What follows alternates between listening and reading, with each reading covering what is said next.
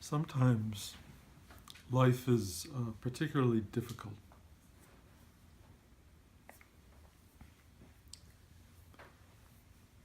Often in a random sense. We don't know how or why suddenly things don't work the way they used to work or the way they should work, or why we're having a bad day or why having a bad week.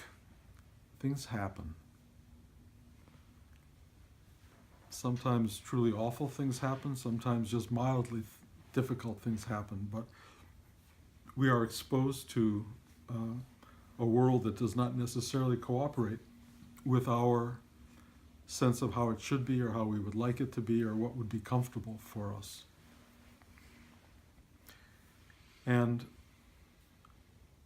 some of us have mechanisms for dealing with that, and some of us don't have mechanisms.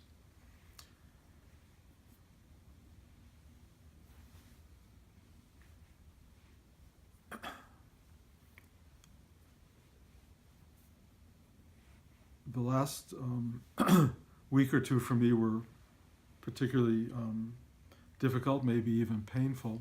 I have a diabetic neuropathy. I don't know if you know what that is, but it just means that one of my, in this case, my big toe on my right foot is just like inflamed with every 20 seconds or so. It's just like someone holds a little burner up to it or sticks needles into it, and it goes on day and night. And I've been traveling, so I haven't been able to talk to anybody, doctors or anything about it, but I have in the past. And the treatment for it is, one of those pills that you take for the rest of your life that totally unsettles your mind and all of this awful stuff. So I've just been living with it and watching kind of what it does, what it means to be kind of tormented all day long, and even when you're living a spiritual life. And it's a great test. It's an enormously powerful experience. And then you kind of try to look for causality. Well, causality is everything. It's your whole life. I ate too much sugar during my childhood, or I carried too much weight, or whatever the things are that are the problem, the source of your issue, but they're there. And you can go back and beat yourself up for it, or even try to be corrective, which is not a bad thing to do. But some things just happen. And I'm not trying to make this a biological talk, but I'm trying to get at something I think that's really important, which is stuff starts to happen. And in a way, it happens your entire life. There's always stuff happening, stuff you like, stuff you don't like, stuff you can explain, stuff you can't explain. The stuff you can't explain is the hardest, because what do you do with stuff that comes out of nowhere? We all are, many of us in this class, familiar with a dear friend who was a victim of a drive-by shooting not that long ago, and going through horrible, sort of having to rebuild a face that was damaged by a bullet. And you go, wow, what's that about? And then you look at your own little day-by-day pain and suffering, and you don't really know what to make of it. And I often, when things are like that, I try to, and this is on certain occasions, go to the I Ching, the Chinese Book of Changes, to look for some sort of global explanation. The global explanation for me was, you're in a bad time and it's going to get worse, and it's going to continue, and get used to it. That's what it said. And it was like, okay. And it didn't offer much beyond that, except that there's a lot of fear involved in it. And I thought, okay, that's interesting. And I, always look at the I Ching as kind of a global imprint. And another global imprint is what we call, the astrological world. And yesterday everything was going wrong. I mean, and then finally, my phone was too full up to be able to make these recordings, and I had to eliminate stuff. And I spoke with Anne, who is my computer guru and friend and savior on many levels, and said, please, can we fix this? And what happened is it emptied out all of my photos. Oh. Luckily, they were all elsewhere, because Anne had saved them to 400 million places, so nothing ultimately was destroyed. But the day was full of this awful, awful tension. And Anne said, because she's an astrologer as well, well, today was the beginning of Mercury in retrograde. And I have always been sensitive to Mercury in retrograde. Always. Whenever things go wrong with my computers, I know, okay, it just happened. Mercury just went into retrograde. And Rudy used to talk about knowing when planets had shifted course because he was so sensitive to the universal imprint of things. So, I bring all of this up, not to complain because I'm not complaining, because I do recognize that the universe causes lots of upheaval for people, suffering, sadness, along with moments of absolute joy, perfection, serenity, all of the above. This is an extraordinary universe that we live in, and every one of us is prone to its joys and its sorrows. And we're not getting out of it until we get out of it. And then that's a whole other ballgame. But for the moment, here we are. We are in this thing that is both benign and ultimately destructive, because it will dismantle you entirely. And when you hit my age, it's working rapidly in that direction. You start to feel it really is taking you out. Bit by bit, memory by memory, thought by thought that just disappears, all of these things that start to go on in your life. And you can try to fight it if you want, but it's stupid finally, because you don't win. There's no winning in this particular construct. The only winning, if you will, is realizing that this has nothing to do with you. That it is completely impersonal. It just is. This stuff goes on and will always go on, and there will be, for a temporary period of time, a you in the midst of it, sensing it, learning from it, exploring it, documenting it, recording it for posterity. The universe is learning through you. It is fundamentally interested in your perspective, in what you are going through and how you are going through it. It is knowing its own truth through your truth. Your journey is essential to the ultimate journey of this universe. It is not it's not a punishment. It's not a casual involvement. It is an essential part of a vast construct. And what's so interesting to me is, I remember in the early 60s, past LSD, when I suddenly realized the universe had a multidimensionality, that this whole world of astrology and the astrological Chinese Book of Changes, the I Ching, were all speaking to a global dimension that I now knew was real. Before that, I used to dismiss it, like, oh, come on, astrology, that little thing in the newspaper that says today's going to be a good day or a bad day. And of course, that really, to this day, doesn't mean very much to me. But the larger imprints of the universe that have been studied by astrologers for eons, really, not so much that they're always accurate, because there's a lot of different interpretations and there are a lot of different ways of reading them and a lot of different schools. But the mere idea that there is something out there that is patterned in ways that we on the earth do not comprehend usually, that affect us in ways that are absolutely beside us. They have nothing to do with us. They come in and they affect the dimensionality, the structure, the feelings, the dynamics of a day.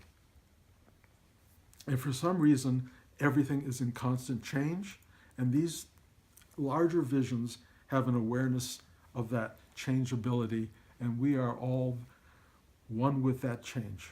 We are all one with what is going on. The great journey, the spiritual journey, is to be able to relieve yourself of the idea that it's all about you, that you're somehow the victim of or the beneficiary of all of these forces. The awakening experience is not that you and the forces exist in diametric opposition, or symmetry and sort of harmony. It's just that you exist, period. The universe is a vast imprint of which you are a speck and a singularity. You are the entirety and you are a tiny piece.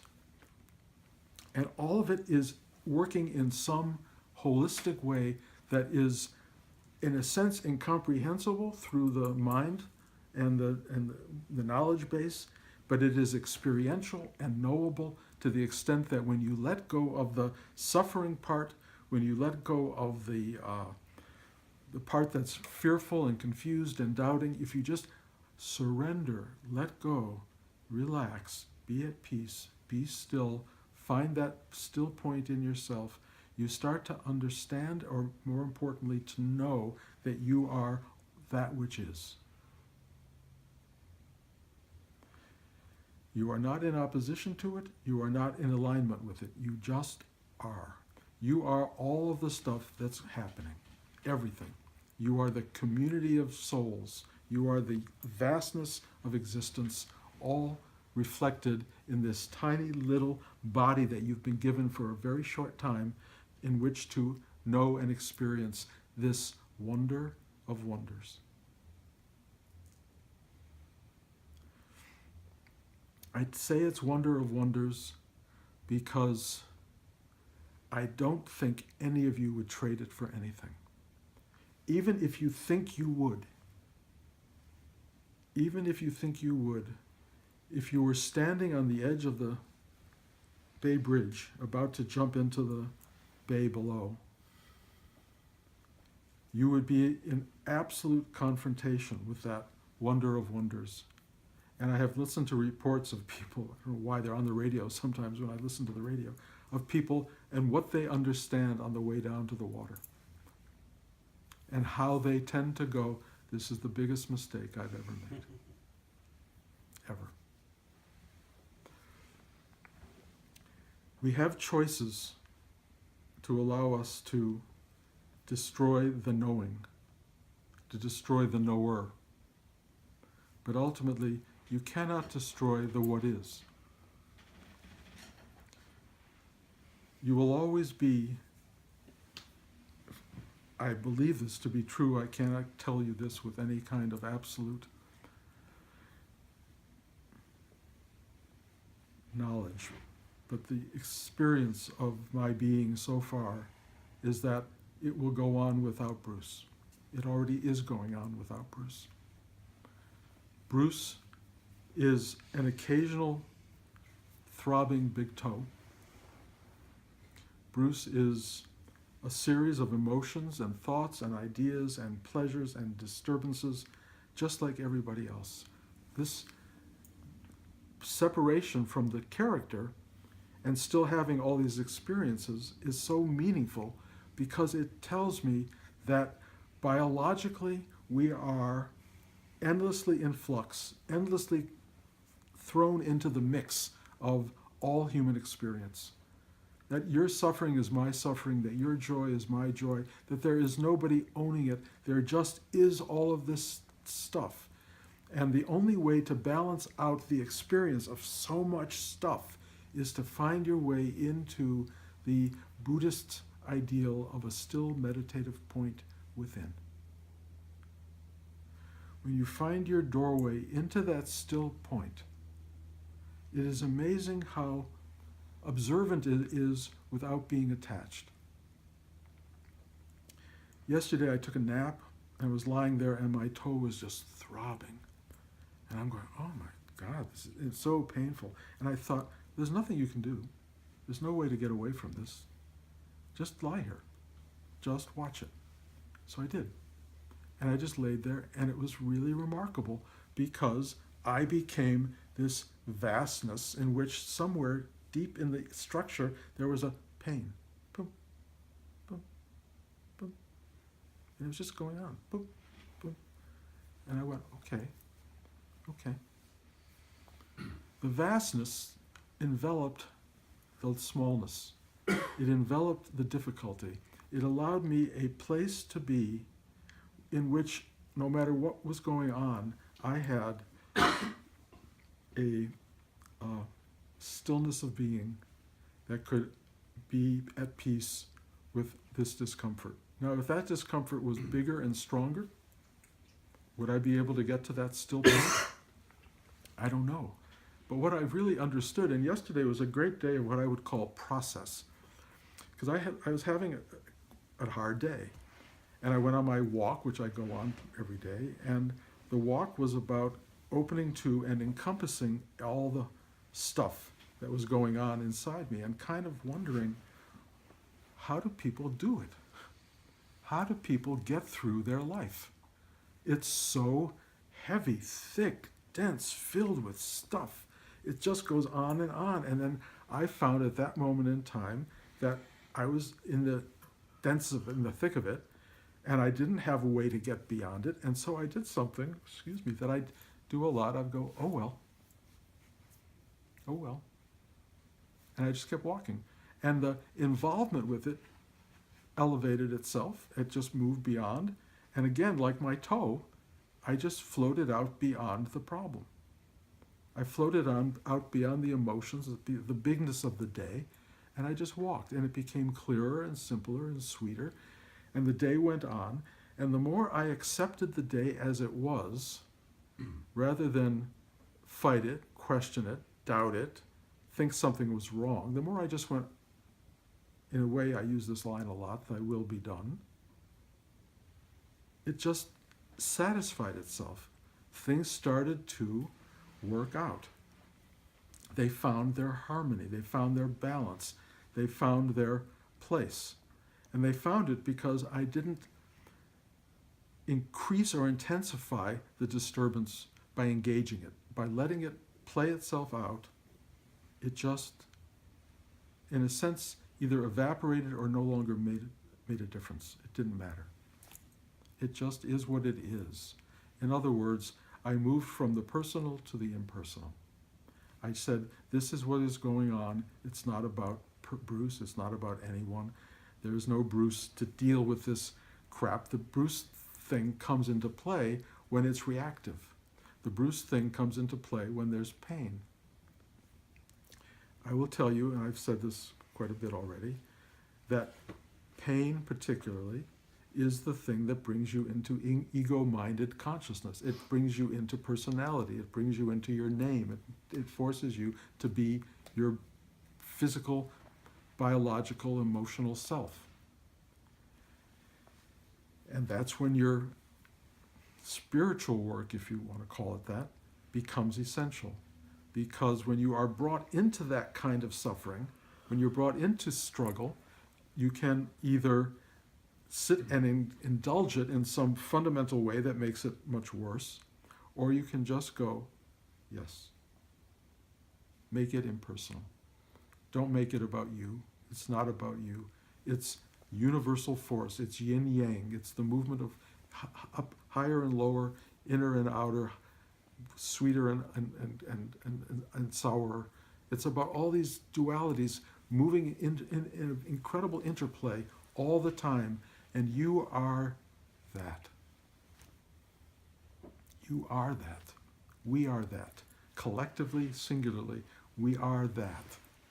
And so we have to find our way to make ourselves available to that and not to fight it, not to get caught in the drama of it. Or if you do get caught in the drama of it, say, okay, caught. It will not last, because nothing lasts. It keeps changing. It will evolve. It will turn into whatever it turns into. But the spiritual dimension of all of this is that you have a capacity or a gift or an opportunity to take a breath and just accept what is. Accept what is. Accepting the pain in my toe meant I could get through the day. Accepting the heaviness of what happened yesterday, accepting the computer problems and all the stuff that went on, just meant I could get through the day. And when I got into bed last night, it was so peaceful. It was like I had had such an amazing day. And the process of the day meant that I had worked through all of this stuff and I arrived at a place of equilibrium and comfort, if you will, joy, gratitude. The day was worth the effort. It was a drama. It unfolded and it came together. You know, I'm a storyteller. Movies have beginning, middle, and an end. Narratives have beginning, middle, and an end. They're all about disturbing the equilibrium, fighting your way through the drama of how am I ever going to make it work. Finally, something spectacular, wonderful, deeply impersonal arrives, and it tells you from the outer space of the cosmology, something comes that aligns with you, and you go, ah. And the day finds its equilibrium. You discover the power of you that you have within your own being. You discover your capacity to say yes to the universe and to life, and it resolves itself in a new level of equilibrium, and that day has been profoundly successful. You have risen from one level to another level, if you want to put it that way. You have achieved something. You have made something that was not acceptable, something that was hard and unpleasant. You've learned to open to and accept it so it no longer has a capacity to harm you or do damage to your psyche. You have done the work of daily life. And that's what we're here for. And the simple work of daily life is take all of these forces and find the thing in you that makes them impersonal and makes you free of the suffering that goes along with having it be personal. Because it's the making it personal that causes all the trouble. Thinking it's about us is not true. It just is. This stuff is happening to everyone, and it's happening everywhere. Turn on the television, guys. You know, look at the newspaper. It's everywhere. It's everywhere. But it's happening for its own reasons. I cannot tell you what those reasons are. You know, I always say that, you know, the world looks awful at various points in time, and probably the worst time in my life, honestly, was before I was born. The world was in the middle of the worst war in the history of the planet, and my parents, God bless them, decided to give birth to me in the middle of this unbelievable upheaval. Why would anybody do that? And yet I've had the most wonderful, joyful, extraordinary life imaginable. And had they not chosen to give birth to me in spite of all of the craziness and chaos in the world, I wouldn't be here. And I'm very grateful to be here. I'm very grateful for the journey I've been on, and I'm very grateful day by day, even when my toe hurts, even when the computer and everything breaks down, I'm grateful to be here. Anne appears in my life as an angel of ability and capacity to help me. I have a wife who supports me all day long, all night long. I have children who make me crazy, but I love them completely. I have grandchildren who fulfill me on so many levels. These are day-to-day realities. And all of that, everything that exists and is manifested, is all going to get taken away. You know, I had a great career. To me, it's a resume. It's in a drawer somewhere. I don't rely on what was. I don't rely on what will be. I just take each day as an enormous process and opportunity to return to the global, universal, communal awareness that we all have access to if we want it. The impersonal us. It's so beautiful. It's so exquisite. It's so vast. It's so beyond our worldly problems and concerns. And it really is completely disinterested in us on one level, and yet it exists totally for us on another level. We are it. We are the whole show in ways that don't even make sense. Your suffering is my suffering. Your joy is my joy. It goes on and on and on. So find a way to depersonalize it. Find a way to work your way into this larger sensibility. Do the work of taking a breath, relaxing, opening, asking for help to surrender, feeling the whole world around you, seeing it as a process of growth, if you will, or evolution, if you want to look at it that way, or as a process of just getting back to the still point that will always envelop, embrace, and love you. That's the key. And you have to do the work until there's no work to be done, but I haven't arrived at that. You know, there are people I know who talk about abiding love and consciousness and awareness, and I truly respect that, and I think it's great if it happens.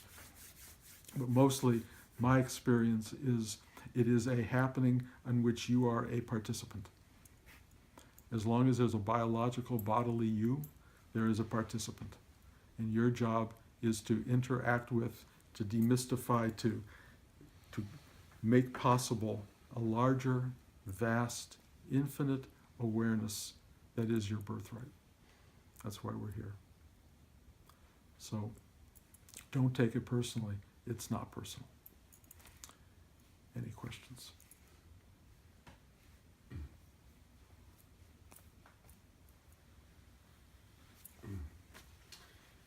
So, a couple of times you mentioned you are that, or something to the extent of you are that, sort of capital T, and it just seems to me the vastness of that, and historically, how, you know, all these people's societies created a concept of a deity, right?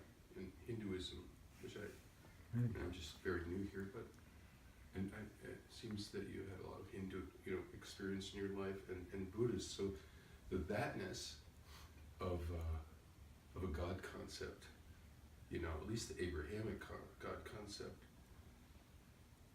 to me seems to automatically say, you know, who are you in relation to thatness, right? So it is like somehow relationship based, or I guess the way it was taught to me was relationship based, and somehow I can see how it puts you into a very much, it's about me.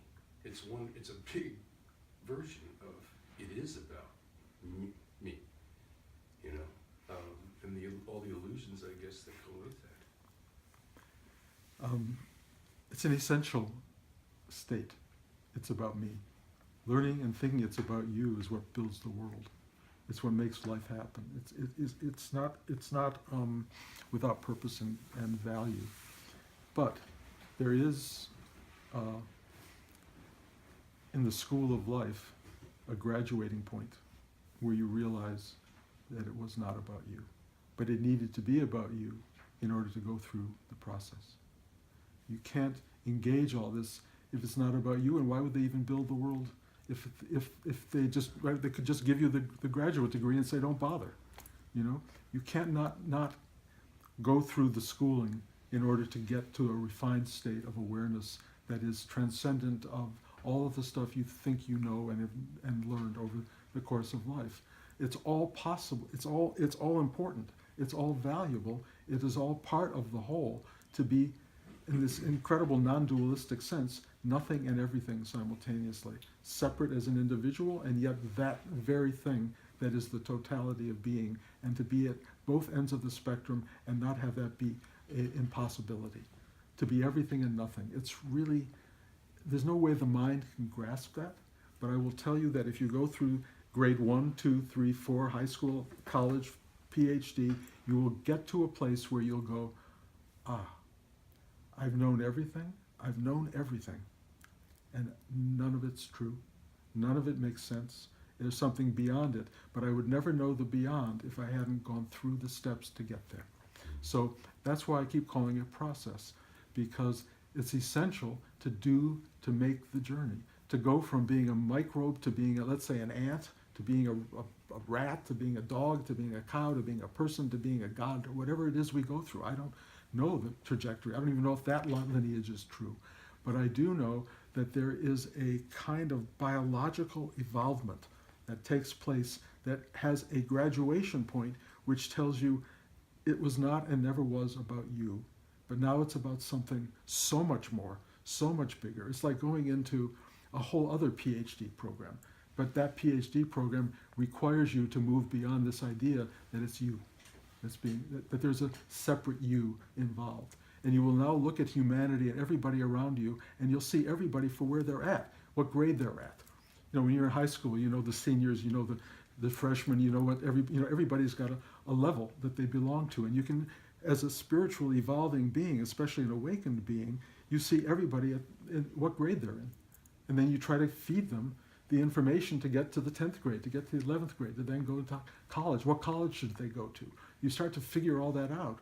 And as a teacher, you begin to help and assist a little bit like a guidance counselor how to get through the next part of your life.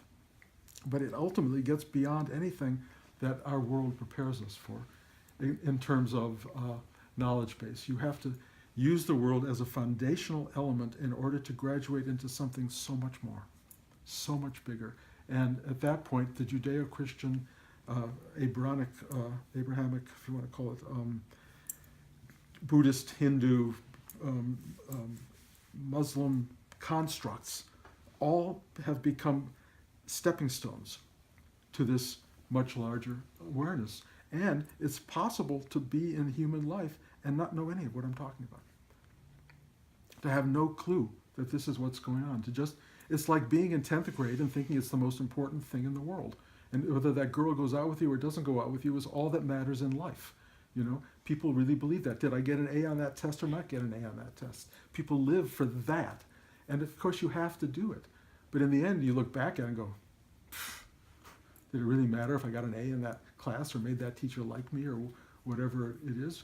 You know, we create all these moments and structures and systems to keep moving on. And some people get on and some people get stuck.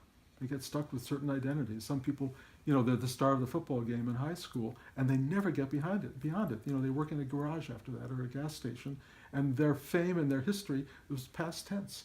That's not healthy. And so when you start to do this thing of going into the deep, timeless, spaceless truth of your being, it doesn't matter if you won that game. It doesn't matter if you work in a gas station. It doesn't matter if you never got married. It doesn't matter if you have 12 grandchildren. It's just you are one with this amazing dynamic of being. And you're just one factor in the totality, and you are the totality. And that's all I can say. You know, it's like, what do you do with that? Get quiet. That's my only answer. Get really quiet and watch this thing inform you about stuff that makes almost no sense in the world. It's like the world's a small part of it. It's way beyond this world. And yet the world's involved, and we are involved, and we are gods and goddesses, and we're nothings, little nothing people. All happening at the same time. No way for the human mind to get what that means. Makes no sense. Yin yang. All happening, and we are it. I'm not even answering your question at this point. I guess what I'm hearing is that somehow by not naming it, it doesn't engage us into a kind of personal relation. We can get beyond the newness of it. That's very good. Not naming. I mean, it has a name until it doesn't. You know, the names go away. You know, it's really interesting. You know, a lot of people with Alzheimer's forget your name. You know, but they don't forget that they love you. The name is not the issue. And that's what kind of happens to all. If we live long enough nowadays, you forget everything. You forget everyone. You don't even know who people are, but you know you love them, or you don't love them, but you know it. Thank you. Sure. Anybody else? Excuse my nose itches. Okay. I have a question. Okay. You mentioned the word imprint as far as like astrology or even the universe kind of, you said, kind of being an imprint. Can you elaborate on that? I can only tell you, because I'm not an astrologer and I'm not a person who fully understands the vastness of it all, but there is something that I would call multidimensional that is aware of us individually and aware of us cosmically. That it's a knowing that people who have studied over the course of millennia have tapped into and begun to create a kind of science that doesn't necessarily hold up to astronomy, but astrology is a series of imprints that the universe has in an other dimensional sense that impacts us and can be kind of perceived by people who are good at that awareness. And I don't care whether it's right or wrong or whether it's true or false, But what I get, because it often speaks to me, is just that there is a larger knowing way beyond our normal worldly sort of understanding of things that affect us. That the moment we're born is a particular imprint. We come in with certain forces at work. And you can see it in people who they're born to certain parents. With some parents are alcoholics, some parents are scientists. You get what you get, and then you make stuff out of it. And the idea of understanding, clarity, open-mindedness helps you to see. I see the struggles that I am facing with some clarity. I see the forces operating on me. I get a sense that I'm part of a larger cosmos, and I get the feeling that there's work to be done. There's something to be done. Yesterday, Ann and I decided we should not work with the computer for a couple days because we're both very prone to Mercury in retrograde. We just are, and it's just a piece of information, So good, or if you work with it, know that you're going to get slammed this long slide the head and go, okay, I have no time to waste. I got to do it. So then you just do it, and you do it with a certain wisdom and knowledge and awareness that comes from a larger picture. And there are pictures beyond that and beyond that. I remember when I had my meeting with the Dalai Lama, and he was talking about how our lives are getting shorter and shorter. I said, well, that's not scientifically true. Our lives are getting longer and longer. He said, no. He said, you're looking at the wrong part of the graph. He said, we used to live for thousands of years, he said, and it's getting shorter and shorter. We're living like for 80 years or 90 years. And he said, you're seeing a little uptick in the graph. But what he gave me in that moment, whether that's true or not, was a sense of this is what he would call kalpa, of billions and billions of kalpas, meaning whole histories of the universe.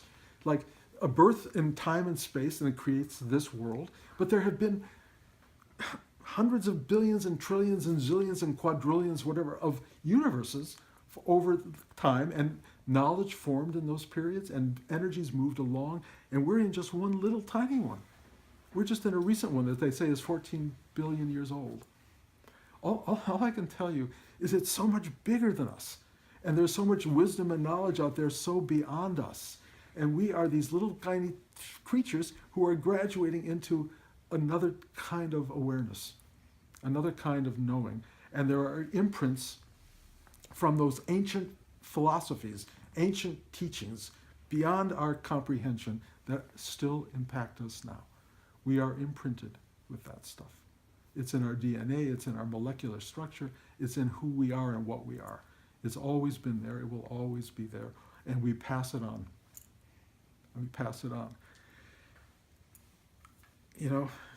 To look for meaning and purpose, and I think the meaning and purpose comes from the fact that something amazing has been going on here. Something incredible is going on, and we're part of it. And, as one would say, we are it. So, either be angry at it and go, why me? Why do I have to be here? Or open your eyes and experience the mystery and the wonder. Kind of a choice. And if you do that, it's a different ride. And you sometimes have to pry your eyes open in order to do it, or open your third eye in order to really see the wonder of what this is instead of the misery of what this is. Because it's everything. It's both. It's all. And that's it. And, God bless. It's a hard journey for most of us on some level. It's not an easy ride, and as you get older, it gets, in a way, much harder, because it really is about, finally, it's always been about gain, and now it's about loss, part of the flow. But that loss period, which, as you get to a certain age, you realize is pretty much all that's ahead of you, is really powerful. On the other hand, if you have a spiritual life, you see that loss as a gain. Because everything you lose reveals something more that can't be lost. Anyway, as you know, we can talk forever about all this stuff, and I apologize if it gets overly redundant, but this is it's better to know this than not to know it, because not to know it is a source of enormous confusion. and suffering. So, love you guys.